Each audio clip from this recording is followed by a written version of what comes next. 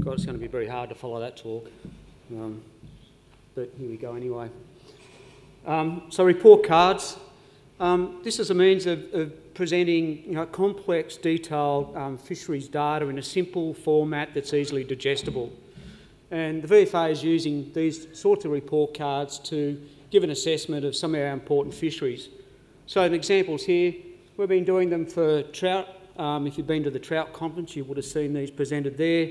We've also been doing them for some of our coastal fisheries. So, for example, dusky flathead in Lake Tyes, and now we're doing them for freshwater native fish. So the key components around report cards is that they present multiple lines of evidence or indicators that describe the status or the health of the populations. And these are measures around the abundance or the catch of the fish, the size structure of the fish that are caught, so presence of small fish or recruits, multiple year classes that are present, and also mature fish that are capable of spawning. They're simple and easy to understand, so we use arrows and ticks and crosses to describe those indicators. And we also present information that might be of interest to anglers. So, for example, how many of those fish that are being caught are of a legal size. But importantly, we want to try to keep them consistent and concise, so we generally limit them to 2 pages. So with the native fish report cards, these have been running for now 3 years, so we started in 2017. The key aims of this are to produce report cards for 10 important recreational and non-recreational species across 10 priority waters, and make that information publicly available on a web page. So the address is there on the screen, but it's also in the proceedings if you want to go and have a look at it. And it's a collaboration between not just VFA, it's also involving Recreational Fishing Licence Trust and DELP. So here's the species. It's a mix of both inland species, so cod and perch, but also coastal species like Australian bass and estuary perch. So important recreational fish, but we also have included in here non-important recreational species or threatened species. These are examples here, trout, cod, Australian grayling, but it's important to note with these species there are restrictions around their take. So Australian grayling, there's no take at all, and for trout cod, you can take trout cod from just 2 lakes, so Lake Samble and Lake Kerford near Beechworth. More information about restrictions on these species can be found in the fishing guide.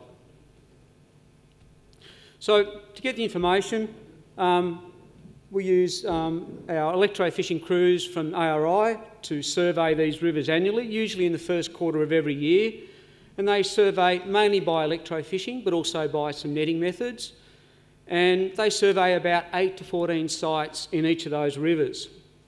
The fish that are caught, they're counted and they're measured, and it's this information that we use to estimate abundance and the size structure of the populations, and also things like percentage of fish that are of the legal size. Once those surveys are finished, those fish go back into the river, they're released. So if we have a look at the map portal, the information from those surveys, it's summarised and it can be accessed by interactive maps. So you can click on a river and it'll take you to the species within that river and all the information that's available there. So here's an example. This is Murray cod from the Ovens River.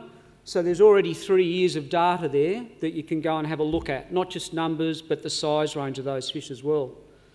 But look, there's a word of caution here. These surveys, it's just a snapshot in time. So these rivers might only be surveyed over a couple of days each year. So it's not a definitive measure of the abundance of fish that are present.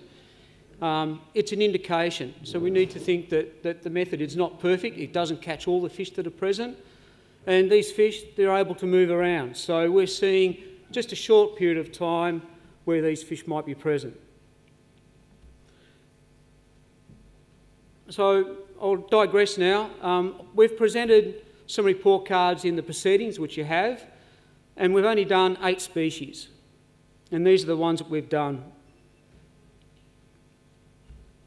So with these report cards, we've not only used the information that's available on the web from the portal that's been collected, the data that's been collected over the last 3 years, but we've also included some of our historic records that go back to the early 1990s.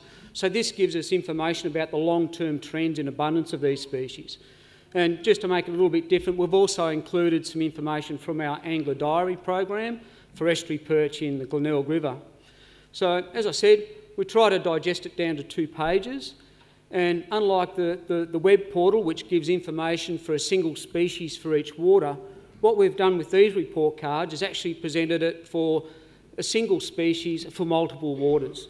So in this case, which is an example, it's Murray cod, and it's presented for 4 different rivers, the Ovens, the Goulburn, the Mullaroo and Lindsay, and also Gumbow Creek. And we've digested it down to 2 pages. The details about how we come up with the performance measures are in the proceedings, but just to give you a quick idea about what information is presented on these. On the first page, the performance indicators that we talked about. These are the fish abundance or counts that we measured, the size range of fish that were present. So how big they were, whether there was juveniles present, whether there were mature fish present, and we also give information about percentages of legal size fish that were caught. We then give an overall score for that species for all those waters, and we just colour code it to make it a little bit simpler to understand.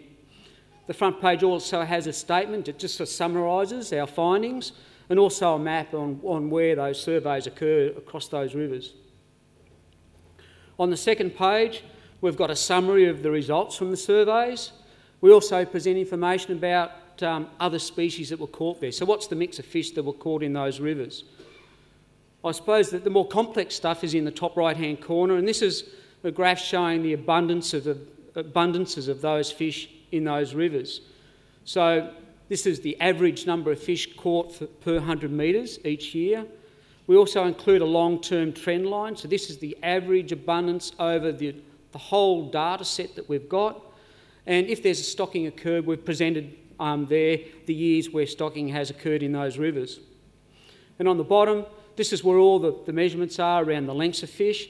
It just shows the size ranges of the fish across all the waters. And I've colour-coded it so you can see which ones are mature size fish. So here's the results that are summarised for those 8 species. It's good to know that 5 of those species we've rated as good to very good, so we've got good healthy populations there. Just 1 came out as moderate, and this is Macquarie perch, and we scored that downwards because of low numbers of fish. We didn't see a lot of recruits. In one site we saw no juveniles, and in some sites we missed mature fish being present. 2 fish, so catfish and silver perch, we actually scored as low, and that was really because the surveys failed to detect very many fish at all in the Wimmera where they were fished. So what about abundances?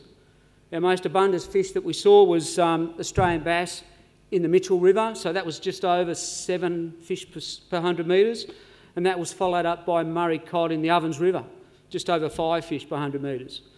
So really interesting spread of fish. You can see on this graph that catfish and both silver perch are very low, so I've only scored them a half a fish on this graph. But the good thing about actually not just counting fish but also measuring their sizes, we can talk a little bit more about what's driving these abundances. So if we have a look at Australian bass in the Mitchell River, I'll just explain this graph. Along the bottom is sizes of fish that were caught, and up the left-hand side is the percentage of fish that were caught in those different size classes. So you can see on this graph that there's a lot of fish that were caught were very small, less than 10 centimetres in size.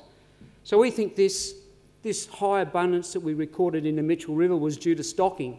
So we know from our stocking records that the river was stocked just 12 weeks before we did the survey. So in all likelihood, these large numbers of juveniles could well have been the fish that were stocked 12 weeks earlier. It's a bit of a different story for Murray cod in the Ovens River because we don't stock it. So what we think we're seeing here, the large number of juveniles that we're seeing of under 10 centimetres in size, are most likely due to natural spawning. So this river is doing quite well on its own without the intervention from stocking. So now it leaves me with the largest fish we caught. Not surprising, it was Murray cod out of Gumbow Creek at 110 centimetres.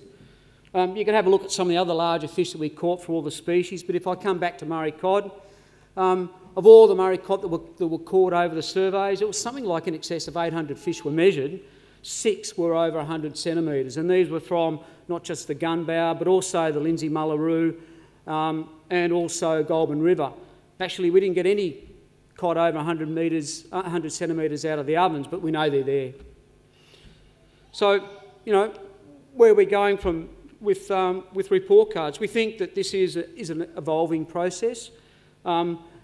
We try to take feedback from anglers about how we're presenting the information. We want it to be useful to the anglers, so we provide information that they can digest. How we actually present them changes as we learn more about how we do it.